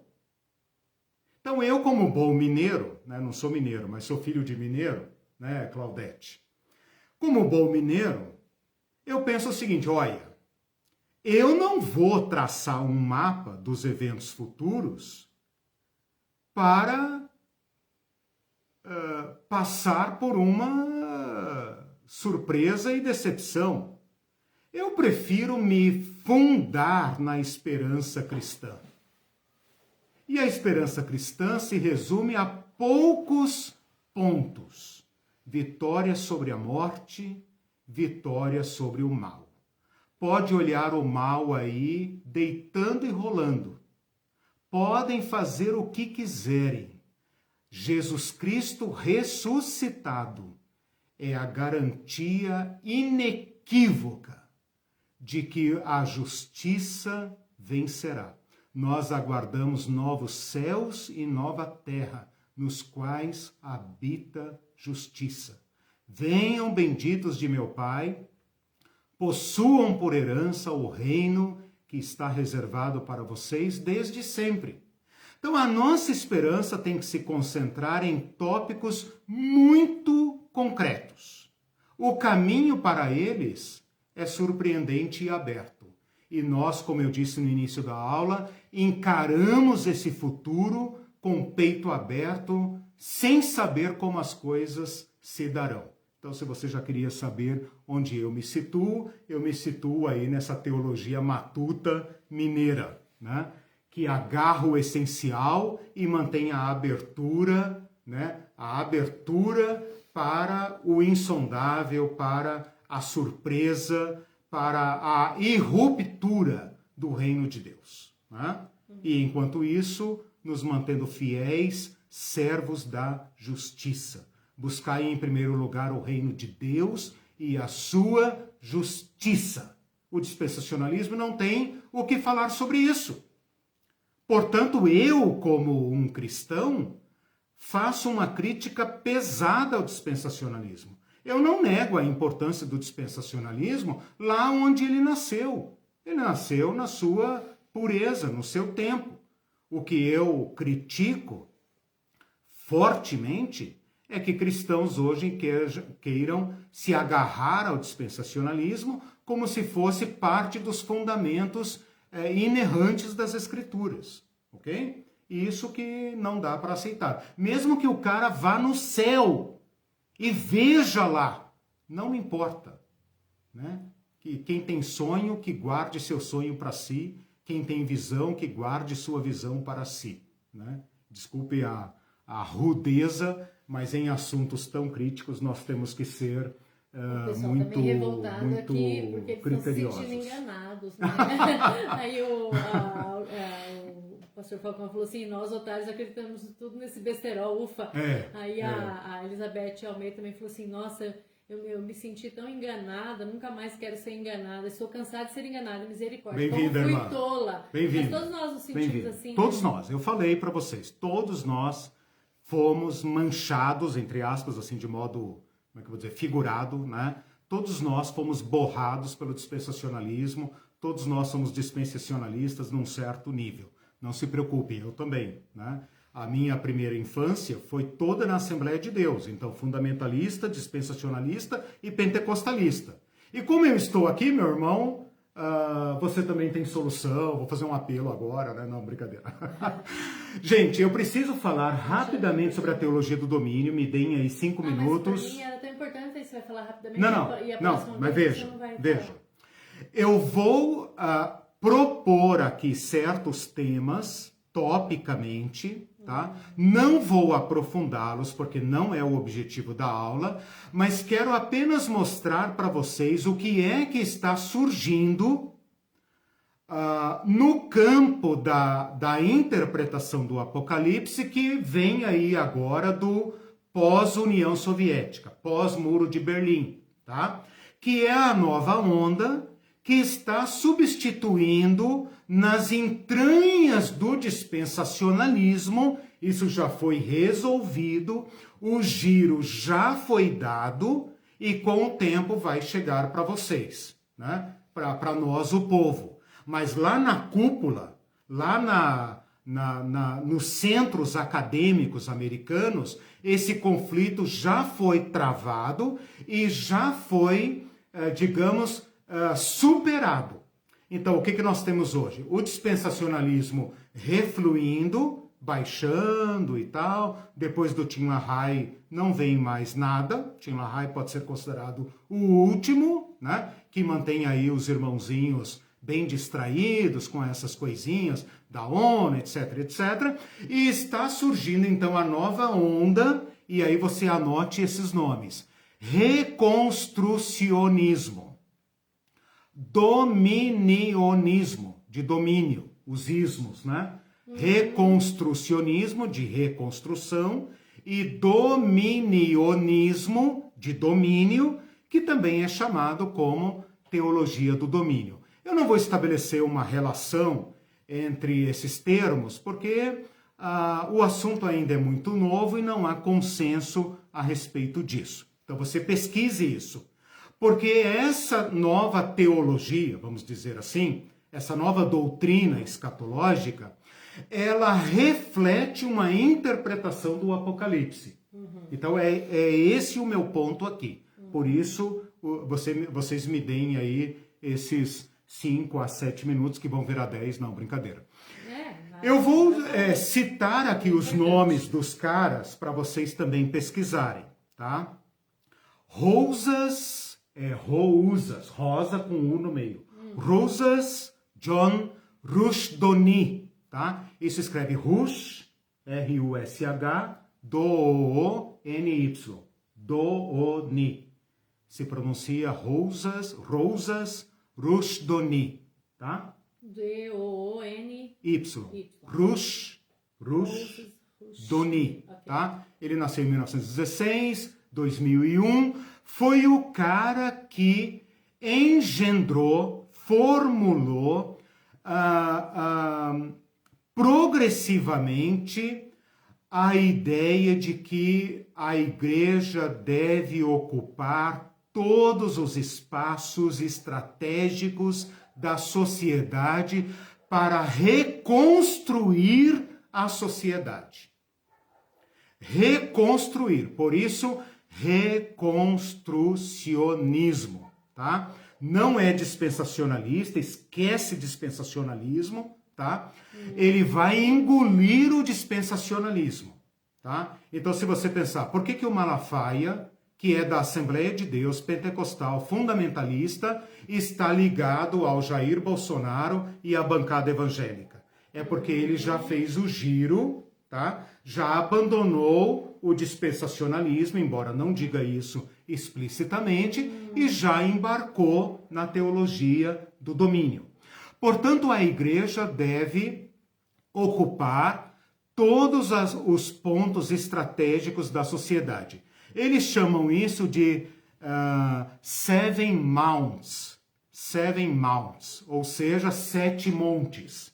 Claro, tem que ter fundo bíblico, né? Então tem um texto lá de Isaías que fala das montanhas, etc, etc. O número 7 é cabalístico, né, irmão? Cabalístico não. espiritual, alegórico. Então eles defendem que a igreja deve assumir 7 áreas principais. Presta atenção. Família, deu para entender? Religião, ok? Educação, homeschooling, né? O Rushdoni é o pai do homeschooling, que os crentes adoram. Não sei se agora, depois da pandemia, vão continuar gostando, mas eles adoram. Mídia, canais de televisão, Rede Record, né? Mídia, lazer, cinema, música, gospel, etc. Negócios, né? Negócios e governo. Opa! Então, se você hoje pegar qualquer curso de política relacionado a crentes, em qualquer denominação, de pentecostal a presbiteriano, batista e tudo mais. A nossa igreja, ex-igreja batista aqui, estava nessa vibe aí, né? De política, cursos de política, cidadania, etc. 7 Mounts, mesmo que eles não digam. É isso que eles estão fazendo. O pai dessa ideia é o Rushdoni. E o Rushdoni, ele vivia no Texas, numa região pouco assistida pelo Estado, e ele chegou à conclusão que não cabia aos cristãos deixar o Estado prover educação para os seus filhos. Vocês devem se lembrar do grande embate entre criacionismo e evolucionismo na escola americana, não lembro agora os nomes, mas se você procurar lá, você vai ver um grande debate de um professor que foi linchado nos Estados Unidos por ensinar evolucionismo, né? E então diversos estados e tal, até hoje nos Estados Unidos, em alguns estados, em algumas escolas, é proibido ensinar o evolucionismo, você tem que ensinar ciência baseada na Bíblia, etc. Esse Rushdoni pensou o seguinte: só tem uma forma de a gente mudar esse estado de coisas, é ocupar a escola. Então eles entraram fundo nos conselhos de educação até chegar ao ponto de dizer que o próprio currículo da escola deveria ser cristão. E então ele patrocinou as escolas lares, ou os lares escolas, os pais, produziu material e etc. Quando esse problema foi para a justiça, depois vocês pesquisem isso, como que surgiu o homeschooling nos Estados Unidos, a educação caseira, a educação doméstica, né, que a Damares defende, quando esse problema foi para os Estados Unidos e a primeira família americana foi denunciada na justiça por não mandar os filhos para a escola, que era obrigação, e o Estado começou a processar esses pais, a multar esses pais por não mandarem seus filhos para a escola, esse Rushdoni foi lá, depois de décadas de experiência, depois de 40 anos de experiência de escola, né? Ele foi lá e ele detonou com a promotoria, acabou com o cara, né? E deu ganho de causa, e então o homeschooling se tornou um esteio dessa nova doutrina. E a partir do homeschooling, né, e a partir dos seus adeptos, ele continuou tomando proporções acadêmicas estruturadas de grande alcance, de grande envergadura e de muito dinheiro investido nessas questões. O genro do Rushdoni, um homem que de 1942 está vivo ainda, em plena atividade, chamado Gary North, Norte mesmo em inglês, né? Gary North, Norte, né? Eu não sei falar inglês. Ele é um economista, ele é ligado ao famoso Instituto Mises, que é o deus aí do MBL, dessa turma toda ultraliberal, né, etc. Ele lançou nos Estados Unidos nos anos 80, ele bancou nos Estados Unidos nos anos 80, uma coleção de 10 volumes chamado Biblical Blueprints, traduzido seria algo como Projetos Bíblicos, em que ele reúne especialistas de todas as áreas e estabelece projetos, programas, com prazo de instalação, um programa completo de instalação, com prazo, recursos e como se fala isso? Todos os projetos de curto, médio e longo prazo nos anos 80. Esse Instituto Mises, de Ludwig von Mises, que é o pai do liberalismo, pai do capitalismo ultraliberal, né? É o Papa, é a religião do Paulo Guedes, dessa turma ultraliberal. E é esta a conexão desta política com os crentes. Então, os grandes cabeças norte-americanos cooptam no mundo grandes lideranças para que a igreja esteja instrumentalizada a ocupar os 7 postos críticos da sociedade. Para quê? Para reconstruir a sociedade, para fazer das nações nações cristãs. Então, quando se fala Brasil, nação cristã, o Brasil é do Senhor Jesus, Curitiba é do Senhor Jesus, implicitamente o que está por trás é a teologia do domínio, o dominionismo. Nós cristãos devemos ocupar todos os postos do governo, nós devemos caminhar para uma maioria cristã, para uma maioria moral, nós devemos aumentar a bancada evangélica, nós devemos votar nossos projetos de governo e a minoria que se converta ou que morra. Nós queremos a liberdade religiosa, eu estou dizendo nós, eles, pelo amor de Deus, né? Eles querem a liberdade religiosa até que eles assumam o controle. E então não haverá liberdade religiosa para as religiões de matriz brasileira, não haverá espaço para o Islã, não haverá espaço para budismo, não haverá espaço para ninguém. E os católicos que adiram, né? E é claro que tem diversos segmentos católicos anti-Papa Francisco que estão se comunicando, que estão produzindo um ecumenismo, não aquele que nós queríamos e que eles são contra, mas um ecumenismo político. Então, você vê padres ultrafundamentalistas, que se pudesse matariam o Papa Francisco, que estão em conexão. Quando Malafaia fala, ele falha, né? Ele fala em nome de segmentos católicos com os quais ele pratica relações ecumênicas, mas não ecumênicas como nós imaginávamos no século XX. Nós, os cristãos progressistas, os cristãos do Conselho Mundial de Igrejas, que junto com o Espírito Santo clamamos pela unidade do corpo de Cristo. Esses para eles são a besta. Esses são os deixados para trás. Mas o ecumenismo político eles têm. O último nome que eu preciso colocar aqui, é aqui que entra o Frank Peretti, tá? Okay. É o Peter Wagner, né? Que é o cara não pentecostal, mas que fez a conexão entre os pentecostais e o dominionismo. Esse é o gênio da lâmpada. É ele que está tirando a igreja do pré-milenismo, do Hal Lindsey, quanto pior, melhor, deixa o mundo se lascar e tal, porque nós vamos fugir daqui, né, na nave do Senhor Jesus Cristo, vamos para a nuvem e da nuvem vamos para o infinito, né? E o reconstrucionismo, né, que é pós-milenista. Então aqui está o grande giro que me interessa nessa aula. A grande virada do pré-tribulacionismo do Hal Lindsey, tá?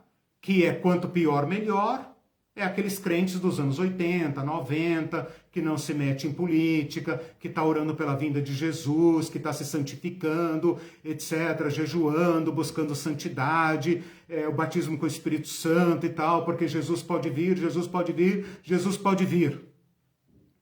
Não se envolva, não faça faculdade, não faça grandes projetos, não se meta com a encrenca.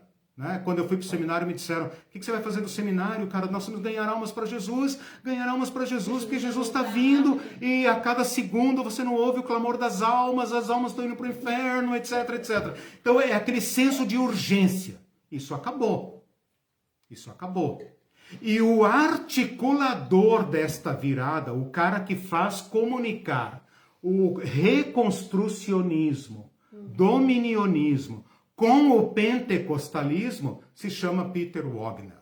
Depois você pesquisa sobre ele. Peter Wagner morreu agora em 2016. Ele é o pai das batalhas espirituais, das guerras espirituais. Ele é que defende a ideia de que nós temos que conquistar territórios para Jesus, né?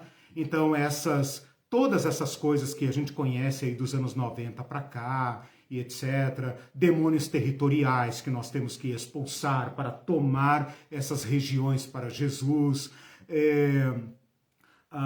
o apostolado, a nova ordem apostólica, como é que chama aqui? Peraí. A nova reforma, nova ordem é coisa da nova era. Nova reforma apostólica, né? Todo esse movimento apostólico é inspirado em Peter Wagner. É dos anos 90 para cá. Todos esses apóstolos pertencem a essa associação, NRA, Nova Reforma Apostólica, cuja sede é nos Estados Unidos. Então, todos os apóstolos do mundo estão conectados numa rede que pretende restaurar dons de domínio. E você achando que os apóstolos da sua igreja estão apenas querendo ganhar almas para Jesus para ir para o céu, né, irmão? Mas não é. A filosofia, a ideologia por trás é restaurar dons de governo. Onde estão os apóstolos? Onde estão os dons de domínio? Estão aí na nova reforma apostólica. Então, todo esse movimento transversal, transdenominacional, que afeta todas as igrejas hoje, tem que se colocar em diálogo com essa teologia do domínio, se eles vão aderir ou não. Todas elas estão bebendo de uma forma ou de outra, explicitamente ou implicitamente, nessa fonte dominionista. Então eu toco aqui nesse ponto apenas para que vocês saibam que o dispensacionalismo famoso dos anos 80, 90, está refluindo. Não se fala mais nessas coisas, aquele senso de urgência acabou. O que a igreja entende agora é que ela tem que reinar. Reinar. E é isso que ela entende por milênio. Ah, mas não é Cristo que vai reinar? Não, meu irmão. Mas você é o corpo de Cristo. E a igreja assumindo o governo, ela é o Cristo reinando. Ela vai reinar por meio de você. É um novo constantinianismo. Exatamente. Né? É um novo césaropapismo. Né? A igreja vai governar. Então, meus irmãos, o Edir Macedo, lá nos anos 80, eu quero achar esse livro, escreveu na cara dura um livro chamado Plano de Poder. Olha só. E está cumprindo o seu plano de poder. Comprou a Rede Record, fundou um partido político, fez ensaios em Portugal, fez ensaios na Angola e agora está aí. Né? Já tem um senador, né? o Bispo Crivella, já governou o Rio de Janeiro. Não se enganem, eles não estão decepcionados porque o Crivella perdeu a reeleição. Eles estão cumprindo o seu plano de poder. A Assembleia de Deus vai fundar o seu partido, né? Só que isso ainda é muito velado, isso não está nos púlpitos. Ônibus ficam nos pátios das igrejas. Isso, exatamente. Por isso que eu falei que é transversal. Dessa nova chamada ninguém escapa. Todos estão mergulhados de cabeça nessa teologia dominionista. A menos que você fale alto lá. Eu não, eu tô fora. Tô fora disso daí. Tô fora porque eu quero ser dispensacionalista e não quero me meter com política? Não! Então, essas duas correntes estão brigando entre si pelos motivos errados. Porque tem igreja dizendo assim, não, política fora daqui, nosso negócio é ganhar almas e tal. Tá errado. E as outras querem assumir, as outras querem são dispensacionalistas. E as outras querem assumir o governo. Estão erradas. Então olha a crise em que eu estou colocando vocês. Não podem voltar para o dispensacionalismo. E não podem aderir ao dominionismo. Bem-vindo à crise, meu irmão. Bem-vindo ao barulho. Bem-vindo ao Evangelho de Jesus Cristo. Nós vamos ter que pegar essa salada toda que eu começo a concluir aqui, já estourei o tempo, estou concluindo. Nós vamos ter que lidar com isso e achar o caminho do reino de Deus. Desculpem a correria, mas eu precisava colocar esses tópicos e eu não posso... Porque é um assunto que a gente está experimentando hoje. Né? Mas eu coloquei ele aqui apenas no que toca ao Apocalipse. Eu não posso entrar na teologia do domínio. Mas no chat e com bibliografia e tal, pesquisei imensamente isso. Quem ler em inglês e tal, posso dar o caminho das pedras. Eu acho que esse tema aí mereceria um curso, Teologia do Domínio. Porque aí quero deixar também tá lançada a ideia, vou preparar. Que a gente assistiu, que eu quero indicar, depois eu posso deixar aqui. Não, é um filme, The Family, acho que não é série. Foi série? Eu acho que é um documentário, The Family. É tipo um A família. documentário que Sim. mostra a entrada na política. Exatamente. A dominação na política. Maioria moral, conservadorismo, avivamento dos últimos dias, você achando que avivamento dos últimos dias é para ganhar almas para Jesus? Não é. Esse movimento começou no Canadá, chama Latter Rain, Última Chuva, é para aumentar a população cristã, para apressar o processo de dominação. Então você está sendo desculpe a expressão, o idiota útil. Nossa. Né? Simples assim. O Eduardo Medeiros comentou assim, bem-vindos à crise, estamos rindo, mas é de nervoso. Isso mesmo. A crise hoje é o melhor lugar para estar. Bem-vindo à crise. Eu estou em crise. Então, a crise hoje é o melhor lugar para estar. Se você não estiver em crise hoje, você está ou alienado ou confortável com o projeto de poder. Então, você escolhe. Antes de ler os comentários, que a gente está totalmente estourado no horário. Porque gente, deem uns minutinhos aí, tá? Segura. Se não der para ver agora, depois vocês eu quero que o pessoal assistam para a um aula. Pouquinho e compartilha, porque hoje a nossa compartilhadora Mor não está aqui, a Nívia, né? Porque ela compartilha para vários grupos. Beleza. Então, isso eu peço depois, aumenta o alcance nosso e curta. E o pastor Eduardo Medeiros, esqueci de falar ali, meu professor, meu colega, né? Não foi meu professor, mas meu colega de faculdade. Bem-vindo, professor. Ok. Obrigado pelo prestígio. E o pastor Júlio Braga, que está assistindo, do Mato Grosso do Sul, disse, o presidente ele lembrou de uma coisa interessante, que legitima isso que você falou. O presidente já falou que a maioria tem que se impor sobre a minoria. Claro. E diz que ia governar para a maioria. O Bolsonaro é um instrumento, não se engane, ele não é um cristão exemplar para o pessoal da teologia do domínio. Todo mundo sabe quem ele é. Mas ele é um instrumento útil. Por que os evangélicos estão com ele? Porque ele é útil para levar os evangélicos ao poder. Só isso. O dia que os evangélicos estiverem no poder, eles descartam Bolsonaro. E o José Márcio falou assim, sendo assim, os pastores têm o Jair por testa de ferro dessa ideia de domínio. Exatamente. Perfeito. Ele cumpre um projeto dentro de um programa da teologia de domínio. A Claudete disse, a igreja onde frequentei, a mesma denominação da sua, Batista, tinha encontros para homens e mulheres chamados Mulher Única e Homem Fiel, horários separados. Isso. E, no entanto, os encontros eram destinados a passar pontos, itens de sucesso nos relacionamentos de casais. Eu nunca fiz. Formação. Interessante é que veio uma chuva de separações após um certo tempo. Olha só, essa parte eu não percebi. É triste. E o Tiago Santos, pastor Eliseu, sempre excelente. Rosenildo Vicente, que acho que é a primeira vez dele. Sou ortodoxo sérvio, gostei muito da aula. Fé e razão. Legal. O Júlio Braga, NRA.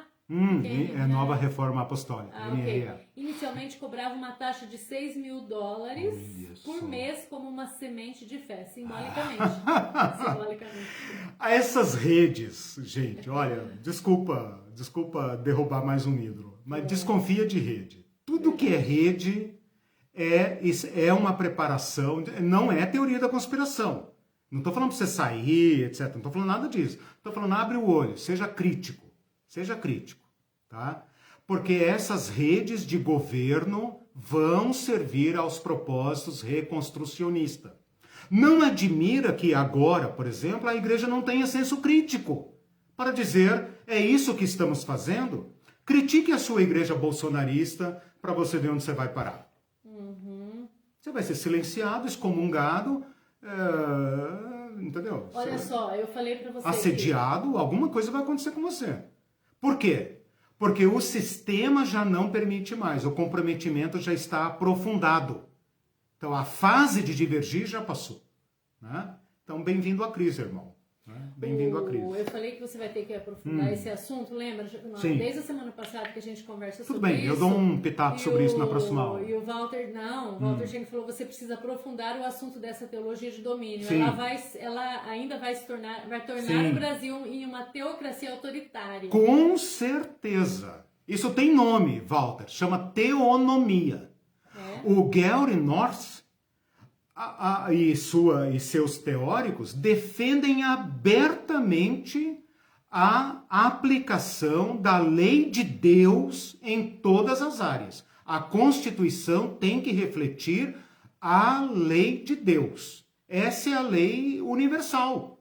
É a lei de Moisés. Então, pena de morte, armamento da população, tudo isso faz parte da teonomia. A lei de Moisés não permitia vingança? Então tá aí. Porte de arma, leia lá, Êxodo 20. Você pode matar, se o cara entrar na tua casa, você mata, né? É a teonomia. O que é teonomia? Lei de Deus, theos nomos. Isso já tem nome. Procure na internet teonomia. Né? As regras de mercado, as regras de justiça, pena capital, né? Tudo isso, anti-aborto, homofobia, né? Homofobia é pena de morte. É a isso que eles querem chegar. Aborto, pena de morte. Já houve nos Estados Unidos atentado praticado por pessoas desse grupo contra clínicas de aborto nos Estados Unidos. Então, aquela palhaçada que foi feita aqui com aquela menininha lá do Espírito Santo é teologia do domínio. O próximo passo é tacar fogo nas clínicas de aborto. E nos Estados Unidos isso já aconteceu. E é do povo dessa teologia do domínio. E não foram reprovados. É aquela coisa assim, o cara exagerou na dose, não precisava ter matado e tal. Mas não, o pessoal reconstrucionista não reprovou publicamente. Então, meus irmãos, esse negócio vai dar coisa ruim. Né? A Doraci está dizendo, esses pastores, esses caras trabalham a longo tempo, projetam seus planos diabólicos a longo prazo. Só temos que tomar cuidado para não generalizar, porque isso não é uma coisa, não é uma coisa, nos grandes líderes pode ser uma coisa bem consciente, por exemplo, como Edir Macedo que publicou o livro, mas não significa que todo pastor está consciente. Claro que não é para estar. Por isso que a roupagem bonita. Quem fez a conexão, por isso que eu falei do Peter Wagner, quem fez a conexão foi o Peter Wagner. Por quê? O Peter Wagner não é pentecostal, mas usou a linguagem pentecostal. Então, nós estamos prontos para a guerra. Porque a guerra espiritual, conquista de território e etc. Eu tenho que conquistar a universidade, por exemplo. Sim. Eu não posso deixar a universidade na mão do capeta. É bonita. Né? Eu tenho que ter universidade cristãs. Nos Estados Unidos, todos esses caras têm universidades. Então, os pastores brasileiros vão para os Estados Unidos, vão estudar em universidades fundamentalistas. Eles vão ter sua formação lá. Depois voltam para cá, né? Então quando o você método assiste o The reproduzido. Family, você fica perplexa e não consegue de cara descobrir o que está Percebeu errado eu? no filme, Exato. porque parece tudo lindo, bonito, e as pessoas entrevistadas falam, não, tá certo. Assista o The Family e depois a gente fica fala. constrangido, porque a gente fala assim, mas onde está o erro, né? Então, a Judite disse, aqui no Sul isso foi forte na época do governo petista, maldição hereditária. Isso. Havia uma nuvem sobre Porto Alegre, o PT saiu e os problemas estão até piores. Abraçar a prefeitura e jogar óleo de avião. Isso, exatamente. Tem um xixizinho, etc. Nossa, tem horrores aí. Ah, tá. Deve ser o Silvio, porque tá no masculino, o casal, o Javala. Ele falou, meu Deus, eu tô pasmo, tem que haver sim um curso da teologia de domínio. Eu vou dar uma live sobre isso, porque eu estudei. Disse, ou ele, não sei, ainda bem que essa aula é virtual, porque eu não conseguiria olhar para vocês de tanta vergonha. E especialmente porque eles conhecem a situação de Angola, que a Igreja Universal também tentou esse domínio. Sim, lá, né? ela testou lá, Silvio e Tatiana Javala, nossos irmãos angolanos, que estão aqui em Curitiba. A Angola foi como é que chama? Um balão de ensaio. Portugal também, né? E o Brasil é grande e tal, mas está no projeto, com certeza. Ok. Bom, então eu prometo uma live super... então sobre isso. Desculpem ocupá-los, né, e atrasar tanto, mas o assunto era muito quente e eu não tenho mais tempo, senão vai bater em julho e eu não termino. Gente, Deus abençoe vocês. Tchau, tchau. Tchau, gente. Beijo. Deus abençoe. Boa semana.